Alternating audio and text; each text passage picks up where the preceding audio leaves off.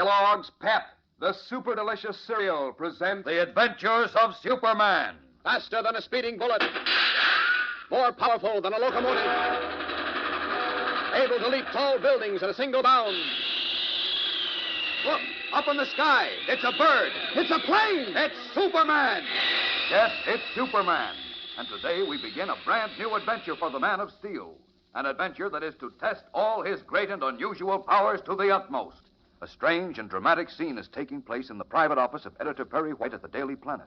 Clark Kent, his face ashen gray, and his hands clutching the arms of his chair, is staring at the late afternoon edition of the paper on White's desk. The editor, alarmed, has risen and is about to go to Kent's assistance when the door opens and Lois Lane enters.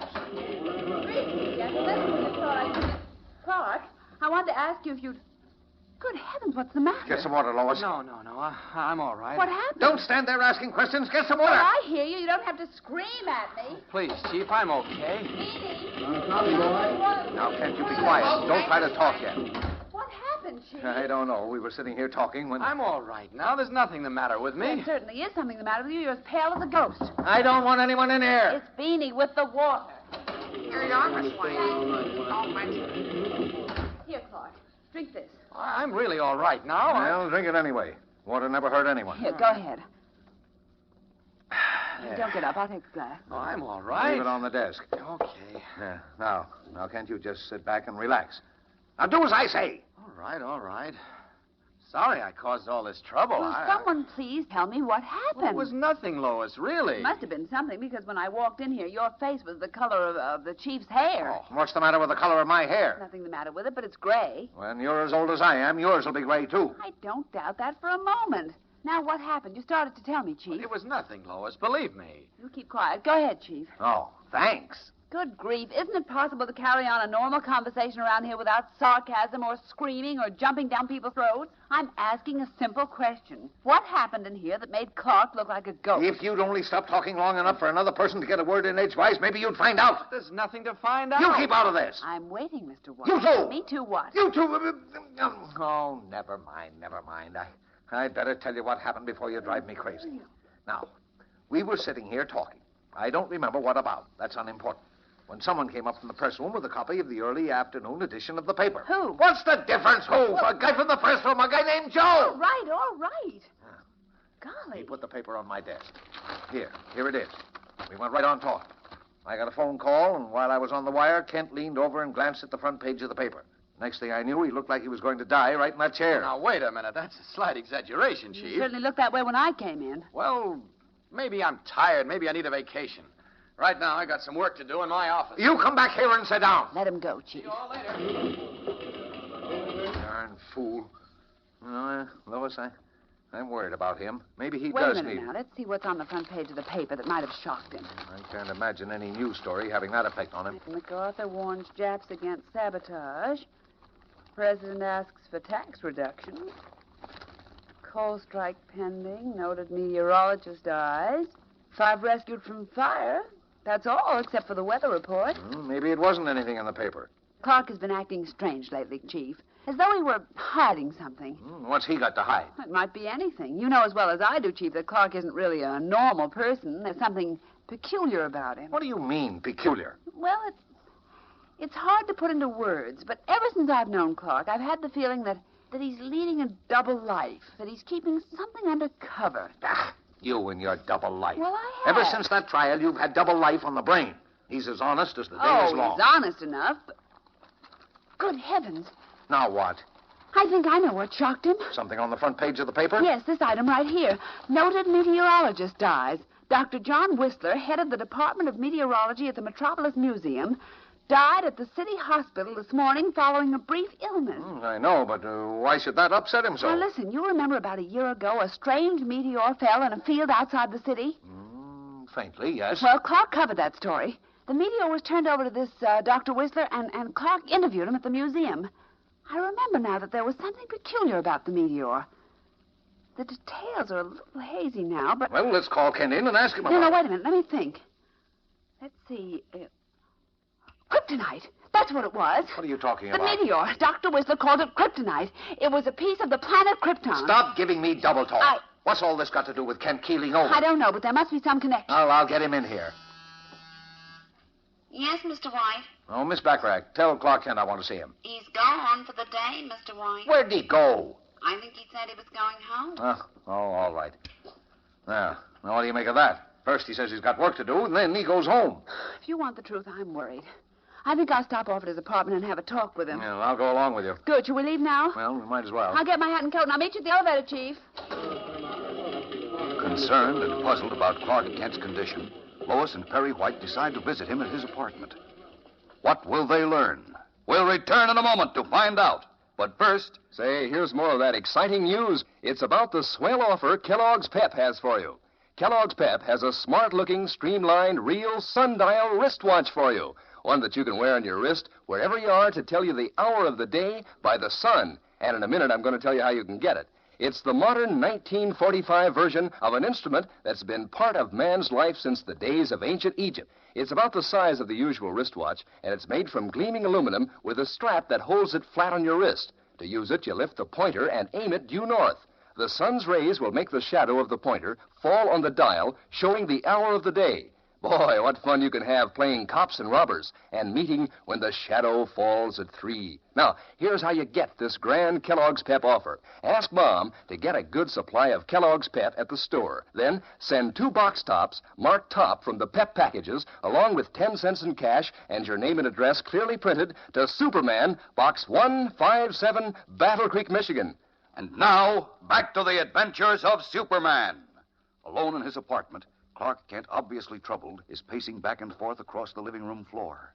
At intervals, he stops short and stands with shoulders hunched, lost for a moment in deep thought. And through it all, another voice, the voice of his conscience, perhaps, keeps talking to him. You've got to do something about it. You've got to. What can I do? That piece of kryptonite. You remember what effect it had on you? Yes, of course I remember. Robbed me of all my strength. It made me weak. That's right. And what good is Superman without strength? That kryptonite must be destroyed. But how can I get near enough to it to destroy it? I told you, it robs me of all my strength. You've got to get someone to help you.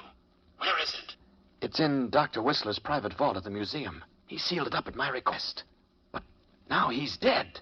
They'll open that vault, and they won't know the power of that piece of kryptonite. They won't know that it makes Superman a weakling. Why do you speak of Superman as though he were someone else? It's you we're talking about. You are Superman. It will make you a weakling. Must you remind me of it? Why do you think I almost keeled over in Perry White's office? I knew the danger the moment I saw that item in the paper that Dr. Whistler had died. Maybe they won't open the vault. Has that ever occurred to you?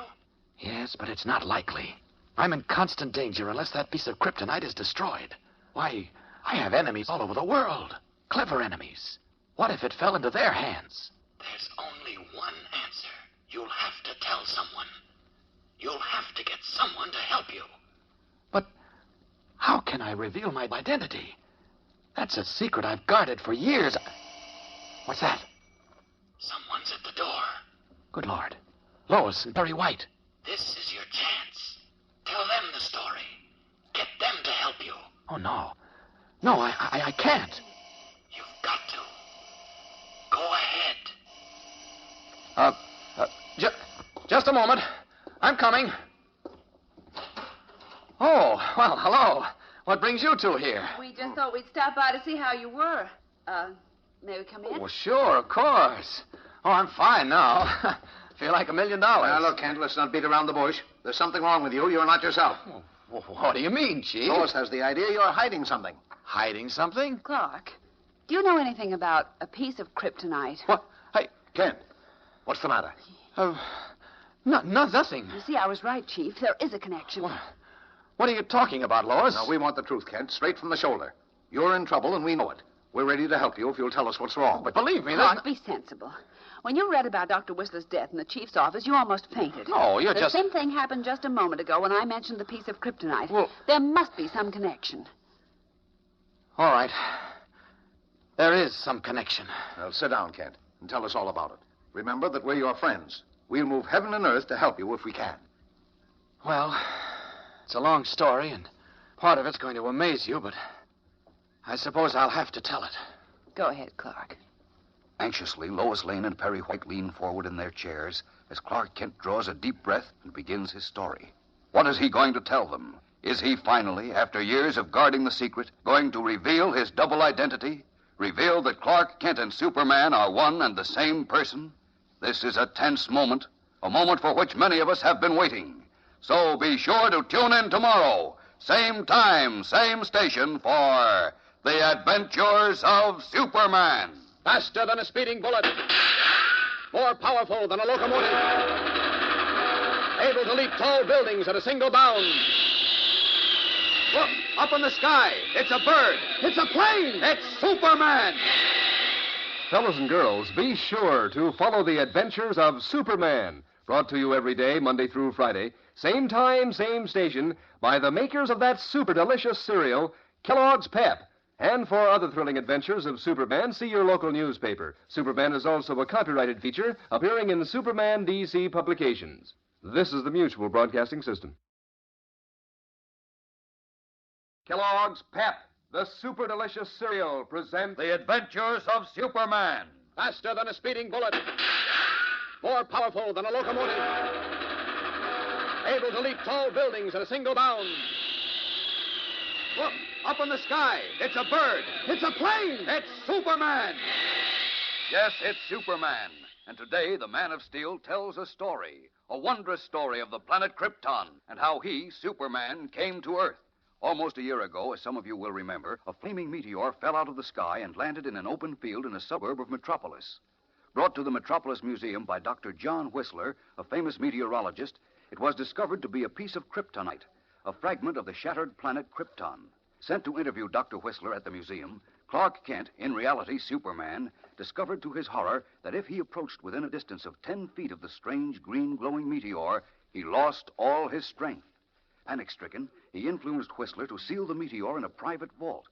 But now the meteorologist is dead, and Kent is fearful lest the vault be opened and the dangerous piece of kryptonite fall into strange hands.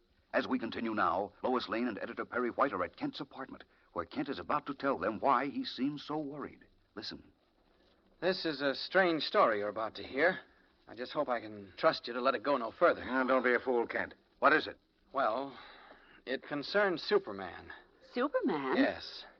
As you may or may not know, Superman was the only survivor of the planet Krypton when it exploded in space many years ago. He came to Earth as an infant and grew up to discover that he had strange and unusual powers.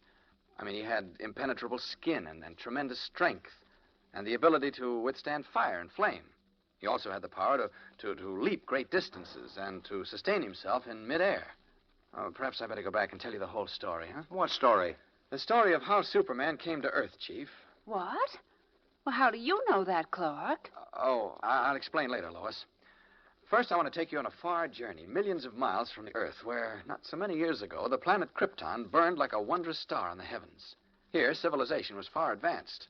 It had brought forth a race of supermen, men and women like ourselves, but advanced to the absolute peak of human perfection. Yes? As we near Krypton, we see high walls and gleaming turrets. We approach the magnificent Temple of Wisdom with its dome of pure crystal shimmering like a diamond in the sun. There, in a great marble hall, Jor-El, Krypton's leading man of science, is about to address a special meeting of the planet's governing council. Council members, I have completed my solar calculations, and much as I dread uttering these fateful words, I have come to the conclusion that Krypton is doomed. Gentlemen, hear him out. Let me try and explain, gentlemen. The sun is gradually drawing Krypton closer to it. Within a month, possibly only a week, the gravitational pull will be so tremendous that Krypton will not be able to weather the strain. And then our planet will explode like a giant bubble, destroying every living thing on it. Gentlemen, assuming for the moment, Jor-El, that what you say is true, how are we to avoid this catastrophe facing us? How can we stop it? It cannot be stopped, Roseanne. It's a force of nature that even we, who are supermen, are powerless to prevent. But there is one way to escape. Escape? What do you mean? As you know, I've been working these many months on a model of a spaceship, which in its final form is designed to carry the entire population of Krypton to another planet. If you will assign to me 1,000 skilled workmen I will endeavor to construct the spaceship before the end comes. It is all well and good, Jor-El, to speak of spaceships, but where would we go? To the planet Earth. My studies tell me this planet has an atmosphere almost identical with our own. Jor-El, you have been working too hard. You need a rest. Believe me, we have the utmost respect for your knowledge and integrity, but this is too much. Planets as large as Krypton do not explode. Wait! Wait, do you hear that, gentlemen? I hear only a distant thunder. It is not thunder, Roseanne. That's an internal eruption gas exploding in giant pockets. You're listening to the forewarning of doom. Quakes like that are sounding the death knell of Krypton. It will happen, gentlemen, and happen soon. And when the last great eruption comes... When it comes, Jor-El, we will all be ready for it. If Krypton is to perish, we will perish with it. But I assure you, Jor-El, your beard will be long enough to trip over before that time arrives. Very well, laugh if you wish, Roseanne. Laugh, all of you. But a time will come, and that time is perhaps very close at hand, when you'll wish you had heeded the words of Jor-El. Order, gentlemen, order. Members of the Governing Council, you have heard Jor-El speak. Is it your wish that we devote time and energy to build a spaceship in order, as Jor-El suggests, the entire population of Krypton be transported to the planet known as the Earth? All in favor, say aye. The council has spoken, Jor-El. Yes, and signed the death warrant of every living thing on Krypton. There remains only one thing for me to do. Prepare for the salvation of my wife, Lara, my infant son, and myself. As for the rest of you, may God have mercy on your soul.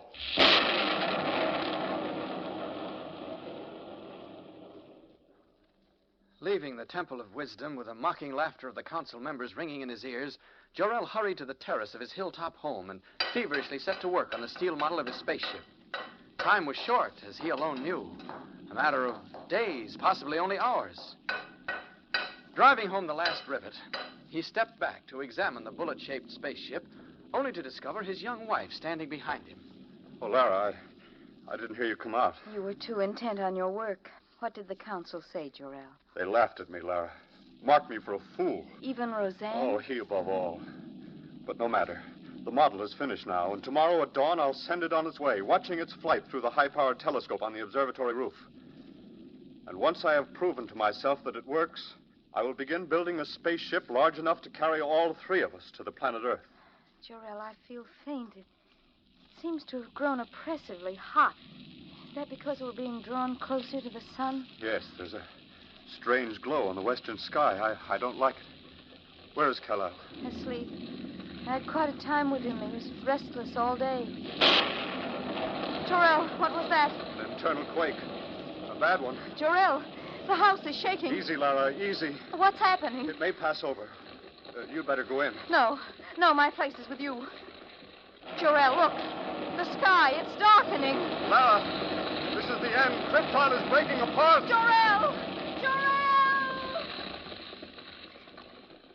We'll return in a moment to find out what happened on the planet Krypton. Well, here I am back again, Pep Gang, to tell you all about the wonderful offer Kellogg's Pep has for you, in case you missed this big news before. Yes, sirree, gang, Kellogg's Pep has really outdone itself this time. It's offering you the smartest-looking all-aluminum sundial wristwatch you ever saw, with a real strap. Now, wherever you are in the sun, this terrific time teller will give you the hour of the day.